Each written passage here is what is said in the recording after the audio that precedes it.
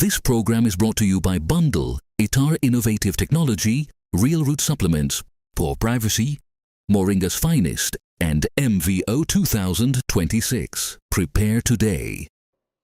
Welcome, Mr. Bo. And first of all, I want to thank you because I know you're a busy man and I really appreciate you taking time for our Dutch audience to tell us your side of the story, which is a quite remarkable story because you are placed on an EU sanctions list since last December. And before we get to the reasons why, can you tell us first what this effectively means for you, getting blacklisted by the EU? First of all, it's probably useful to tell the people who I am, because I'm known in the French-speaking audience, English-speaking, probably not to the Dutch audience. Yes, please. So I'm a Swiss Army colonel, colonel in general staff. I used to work for strategic intelligence for several years. I was in charge of dealing with the Warsaw Pact forces all over the world, including those who were in Afghanistan and elsewhere in Africa.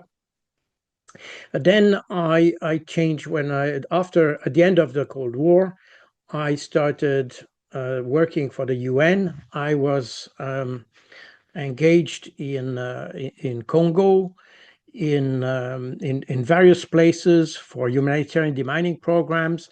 I created the Geneva Center for Humanitarian Demining, and including a network for the location of minefields and all that.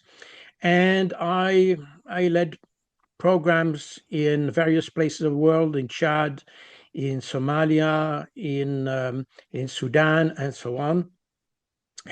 And I also was eventually in the UN as the head of the policy and doctrine for peacekeeping operations. I have been also tasked by the UN to create the first multi-dimensional intelligence organization in Sudan that was dealing at the time with the Darfur case, but also with the issue in the South Sudan. I was in touch with about 80 armed groups in Sudan. I mediated some conflict, tribal and conflict with armed groups in Sudan. I facilitated or negotiated even the release of hostages on 3 occasions. All were successful without paying a single euro. Wow. Within 3 days, I obtained the liberation of the hostages. I dealt with extremists, with Islamists. I also negotiated with extreme branches of the Muslim Brotherhood in Sudan. And I was then also working for the African Union for the peace doctrine of the African Union. I was also engaged in Afghanistan for military civilian programs. And my last appointment was in NATO. And Switzerland is not part of NATO, but as a result of a negotiation between the Swiss government and NATO, I was in charge for 5 years of a unit dealing with the counter-proliferation of small arms. In that capacity, I was involved in the conflict in Ukraine. I made several trips to Ukraine in order to support the Ukrainian armed forces in 2014, 2015. And that was my last appointment. Now I'm retired, living in Brussels, and that's where the problem starts. So to say. Yeah, I can I started to understand. write a few books on the conflict, and I was surprised to learn on the 12th of December last year that I was put on a sanction list that would be made official on the 15th of December. So since the 15th of December, I'm on a sanction list of the EU, allegedly for making propaganda for Russia and being part of a propaganda network for the Russian government. Yeah, I noticed. Man, you were called a pro-Russian mouthpiece. That's the official term on the sanctions list, and we get to the accusations in a moment. But first, for the people here in Holland to get a feeling what it means, because you can say, okay, you're a retired Swiss colonel, but this is an EU sanction list, so why should it bother you? Because you're not an EU member. But you have really harsh conditions, and yeah, so can you tell us how does this at the moment, this listing, affect you? Because you live in Brussels, right? So I'm living in the EU. That's my permanent residence. So I don't have secondary residence in Switzerland, for instance. I'm living in Belgium. At the end of my mandate in NATO, in fact, I decided to settle in Belgium. Now, the effect of the sanctions are in fact basically two effects. First of all my bank accounts are frozen. So I don't have any access to my bank accounts. At all. At all. Wow. Meaning that since the 15th of December, I cannot buy food, I cannot pay any bill, I cannot do anything with my bank account. Can you travel? Sorry? Can you travel? Oh, well, that's the second aspect. I also have a travel ban in the EU, meaning that I'm not even allowed to go back to my country. Switzerland has not adopted this sanction package, meaning that in Switzerland, in theory, no, in Switzerland, practically, better said, I would not feel the sanctions in a sense that being in Switzerland, and Switzerland doesn't apply the sanction, meaning that I could have access to my bank account in Switzerland. And I could live normally in Switzerland. I could not enter the EU territory. And in fact, if you read the sanction text, I'm not allowed to enter the EU territory. The problem is that I live in the EU, and therefore I have this peculiar situation. That's probably also the explanation for that is probably that when they decided, and again, I have no factual proof of that, but it is, let's say, the accepted version of the reason why I'm on a sanction is that because the French government decided to put me on this list.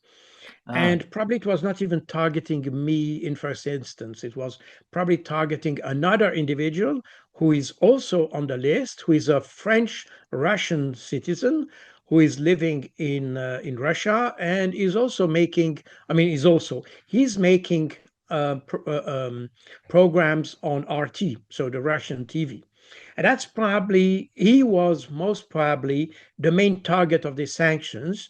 And the French government, because it was the first time the French government wanted to put a French citizen on the sanction list, it decided to take another guy. They couldn't take another French, so they took another French-speaking person to put on the list to deflect the criticism. Like That a was the camouflage. idea.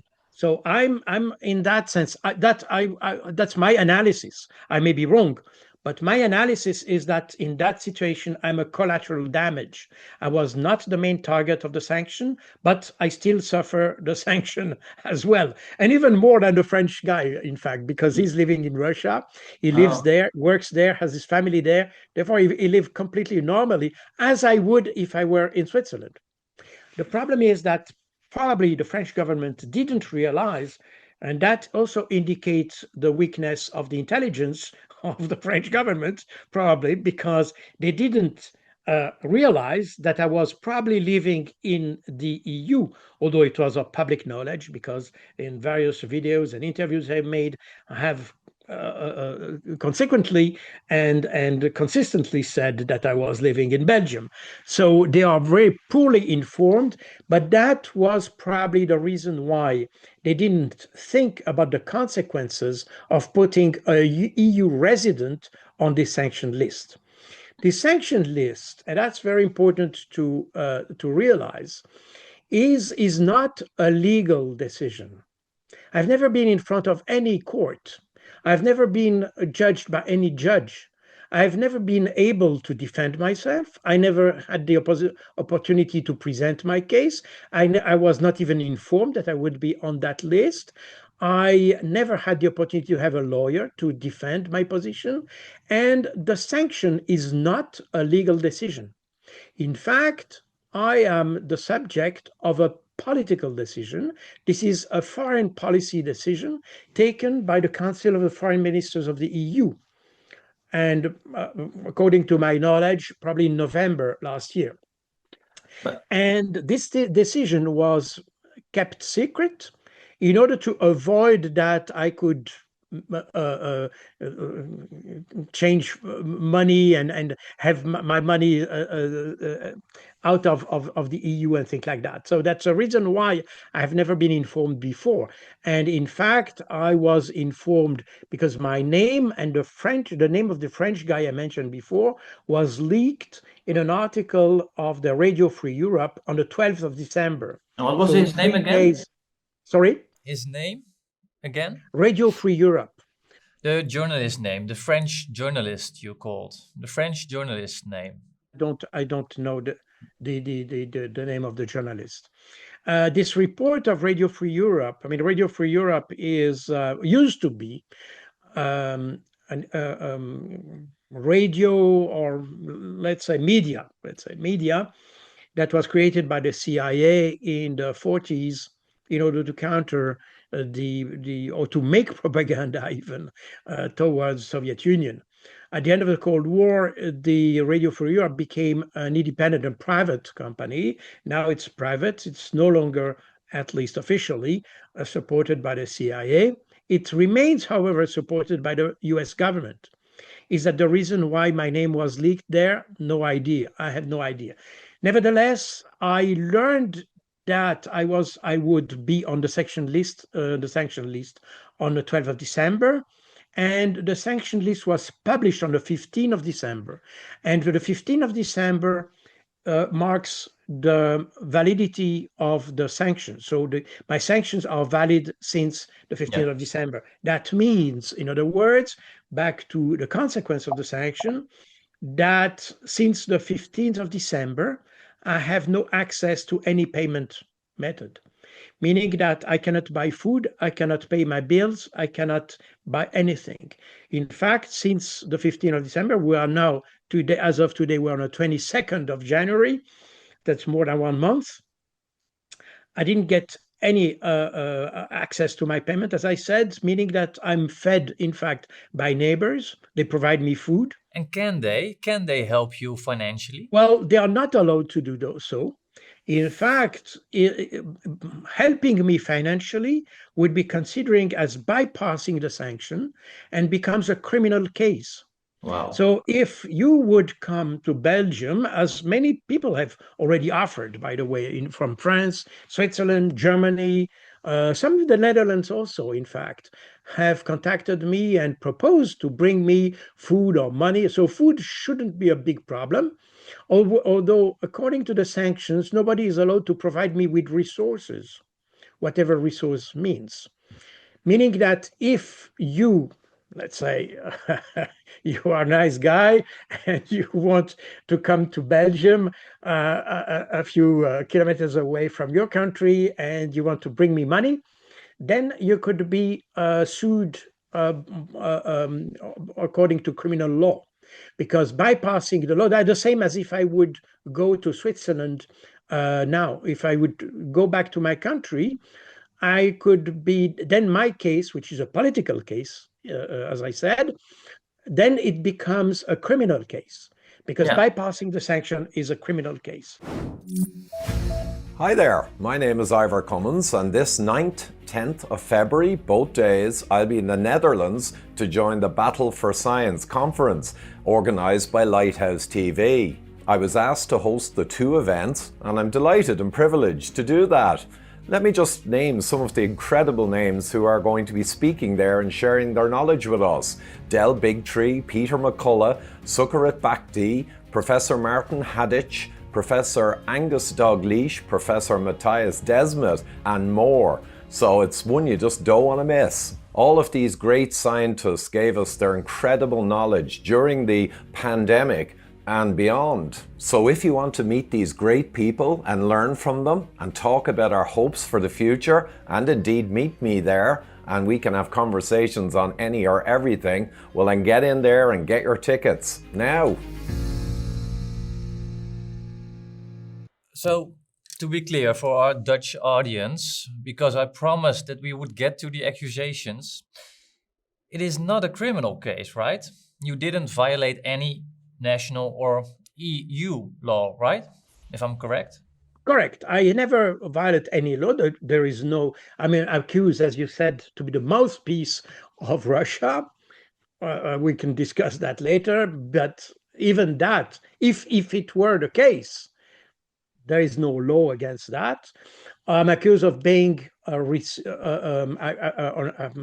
accusing of appearing on pro-Russian website. So I don't know if your website is pro-Russian. You know?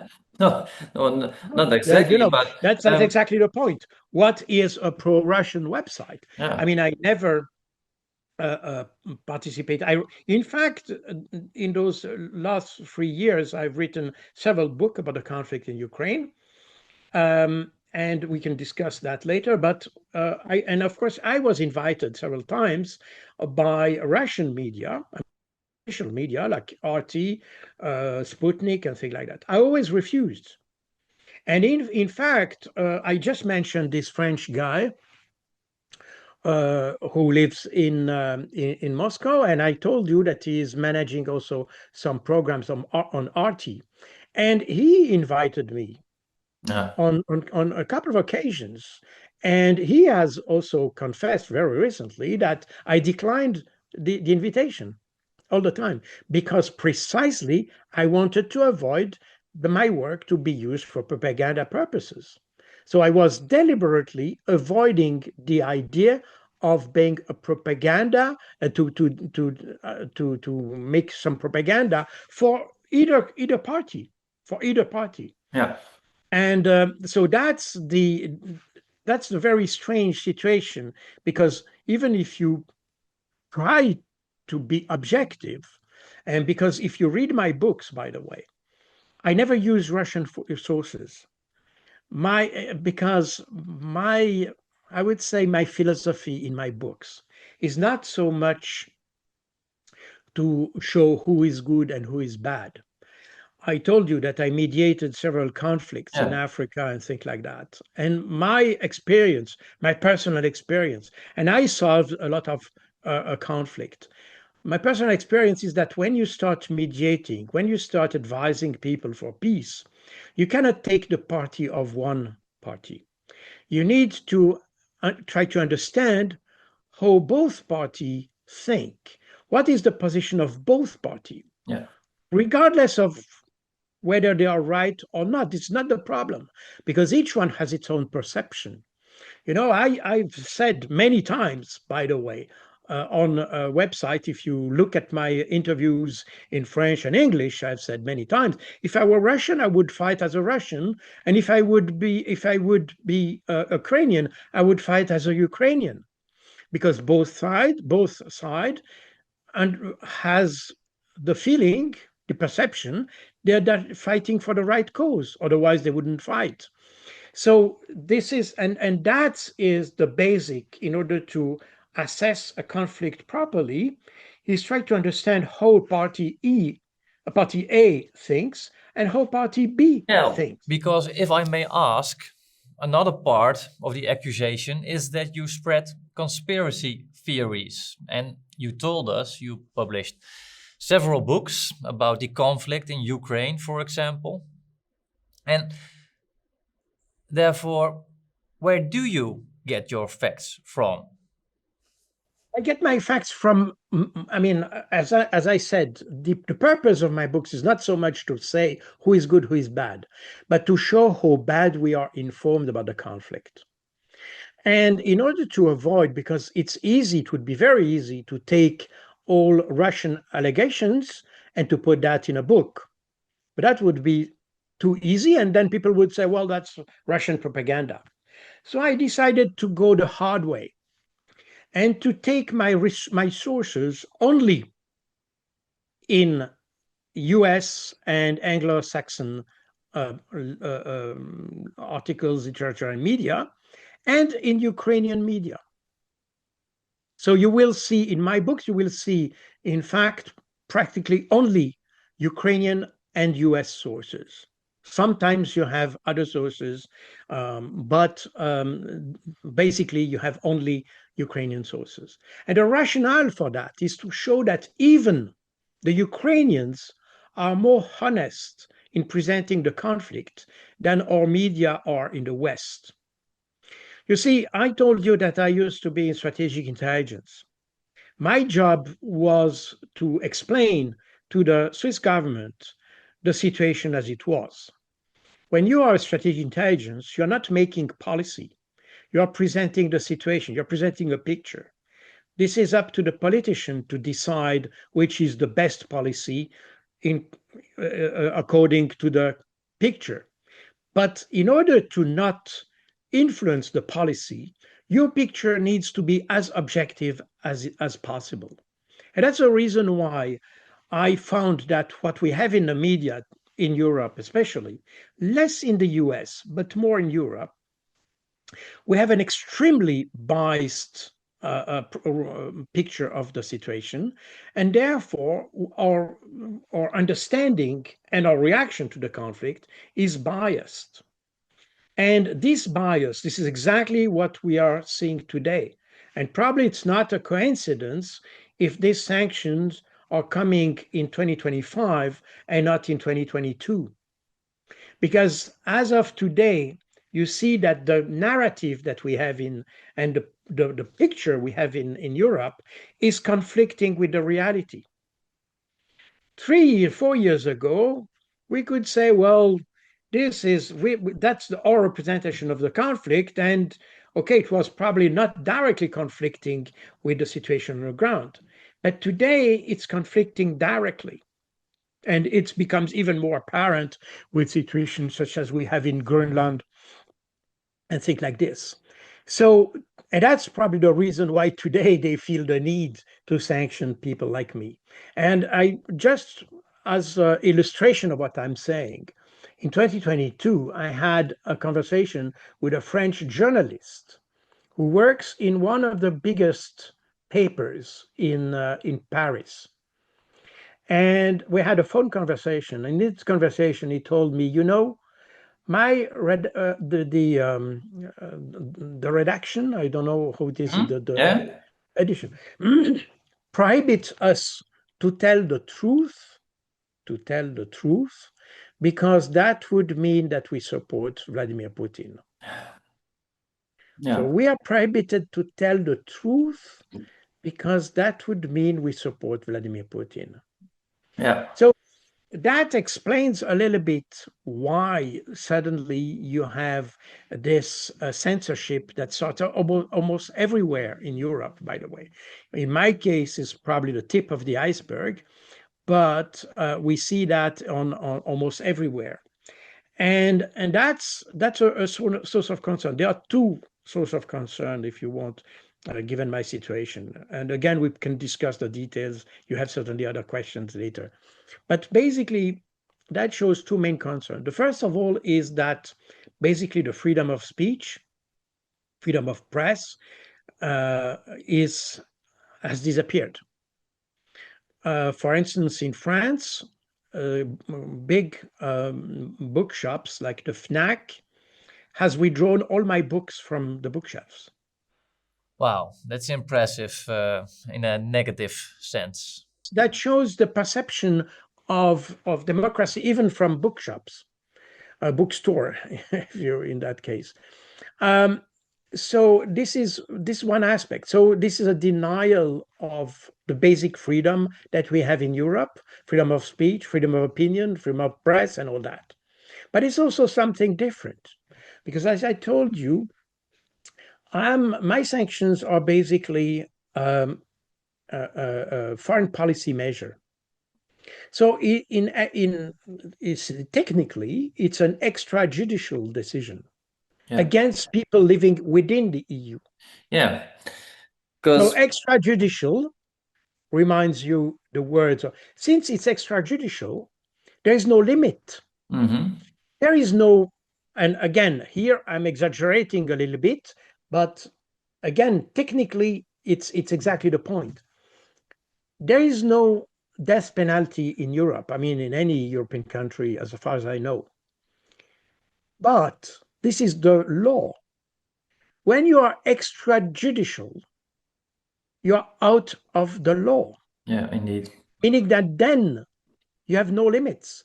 The law and I am also a UN expert in the rule of law. And so the rule of law means that the governance of our countries are driven by law. That's the rule of law. When you make a decision, even a political decision, it's subject to law, international law, national law, you name it. When you are extrajudicial, that means you're above the law, meaning that in theory, those ministers could have decided to kill me since we are out of the law. So they are not bound by any law. And the rationale for the sanction, because these sanctions are not even considered as a penalty, it's considered as a protective measure. So they could decide to kill someone within the EU. And that's where, of course, this is an exaggerated statement, because obviously I'm not condemned to death so far. But from the process point of view, this is exactly where we are. And that's exactly where the European Union has put itself. Yeah. And that's where we are then worse or similar or probably even worse than what we had in the USSR. And in fact, a German journalist who used to grow in the Eastern Germany, he told me what happened to you. He told me, so he said, what happens to you happened also in East Germany, but in East Germany, people were informed, they were warned in advance. So it's worse. It's worse. It's worse. Yeah. I wanted to start this interview by asking, are you a Russian agent? Because these sanctions are meant to target state actors and their agents. But what we now see is that these sanctions are targeting EU residents and EU civilians. So this is, in my opinion, a dangerous path we're heading, and the EU, or maybe it's Kaja Kallas, they are placing themselves above the law. And that's especially in this time a difficult case, because although at the same time you see Ursula von der Leyen, for example, always mentioning the free Western democracy and the rules-based order we live in. And now this is not about rules, not about law, but just policies and I think politics. Yes, I mean, you mentioned the rule-based order. Note that they don't talk about the law-based order as we used to talk about a few years ago. So it's no longer the law-based order, it's a rules-based order. And that's something different, because rules are precisely not the law, and we are exactly there. Now, as to your question, whether I'm a Russian agent, I have absolutely no relationship whatsoever with Russia. I've never been paid by Russia. I always refuse to be presented on official media in Russia. I declined invitations to Russia. I've as I said, never been paid. I don't have family. I don't have my girlfriend. I don't have whatever in Russia. So I have no relationship with Russia whatsoever.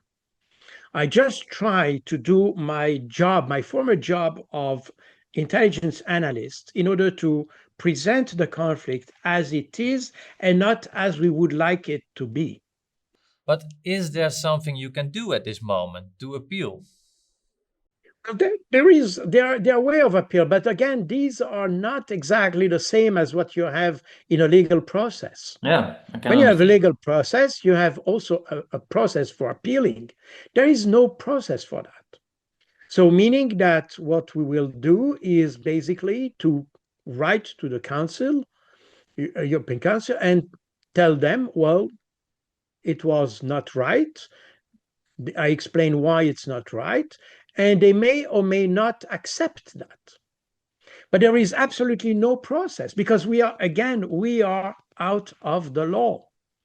And we can go to the European Court of Justice, but this is another process, and this is a process that may or may not have an impact.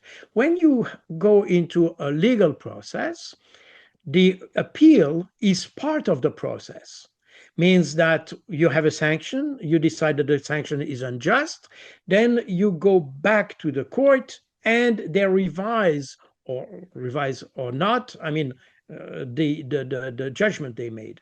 Here we are not exactly that, because again, it's a political decision that we will try to explain to the European Court of Justice that it was unjustified. And therefore, the European Court of Justice may go to the European Council and tell them, well, guys, that was not a good decision. But it's not the same process as we have. So we are completely out of the rule of law. And that's something that people need to understand, because even in Belgium, for instance, you had professors in the University of Louvain, I think, or Leuven, I don't know exactly how you pronounce that, who said that it was the normal rule of law. This guy has not understood anything. And he expressed himself on official media here in Belgium. But these guys have not understood nothing of that. We are in two different things here. There is a political process and a legal process. The decision was taken by foreign ministers, not by lawyers, not by a court. So I never breach any law, you can name it. Even if I were doing propaganda, there is no law against propaganda. Even if I were on a pro-Russian website, like yours probably, this would not be that would not be illegal. There is no law against such. So we are into something that is it's something that goes beyond what we had in Europe since 2045. Since So this 1945. So how do you think this will end? And yeah, it's maybe it's hard to imagine, but how will this end in your case? Because you're not the only one, and there are several analysts, journalists with the same fate. And how do you think this will end for you? Is there one way to turn this around? Talk about others because I don't know exactly. There are different regimes of sanctions, first of all, and unfortunately, this particular regime of sanction has not been, as an example, taken over by Switzerland.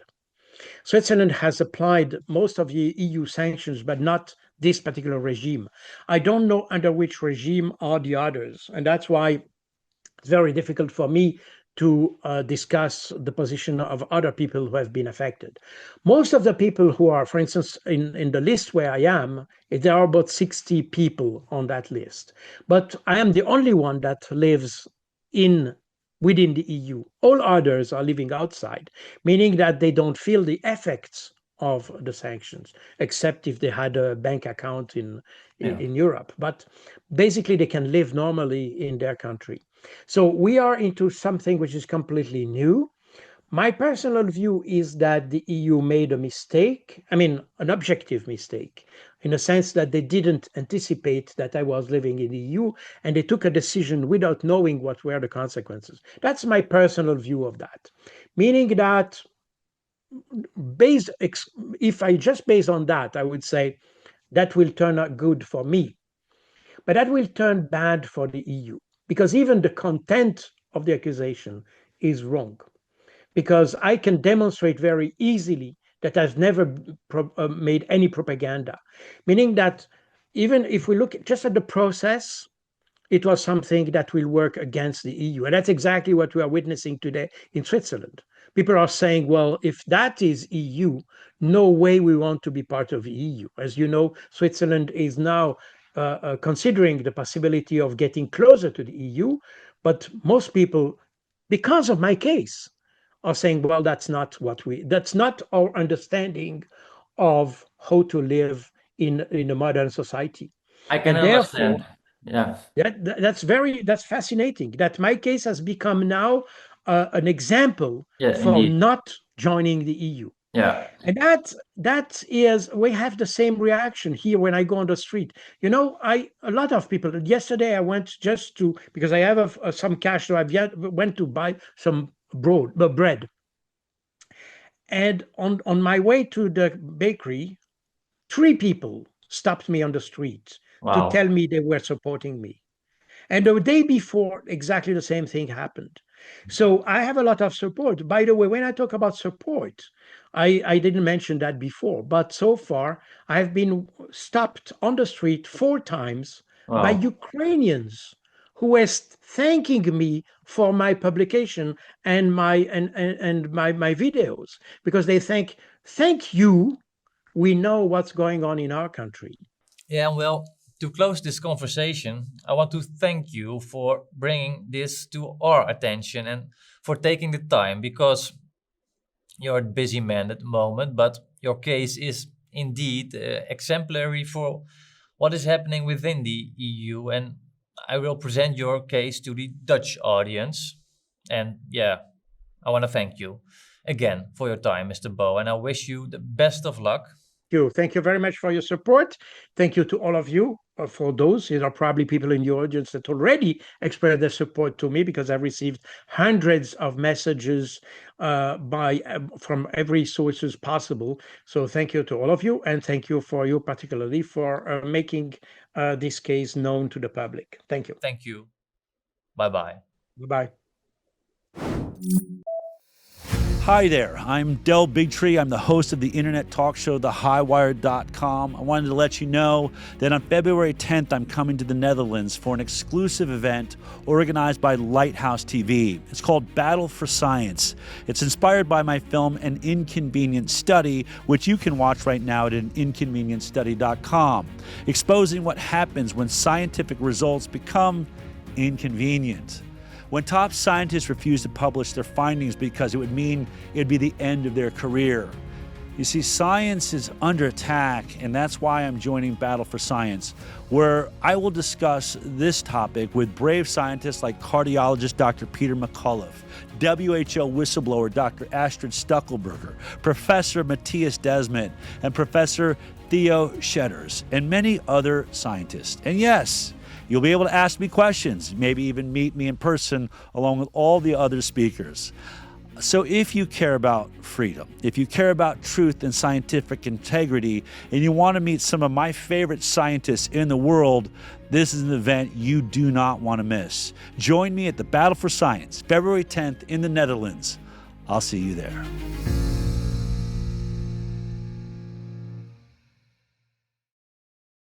This program is brought to you by Bundle, ITAR Innovative Technology, Real Root Supplements, Poor Privacy, Moringa's Finest, and MVO 2026. Prepare today.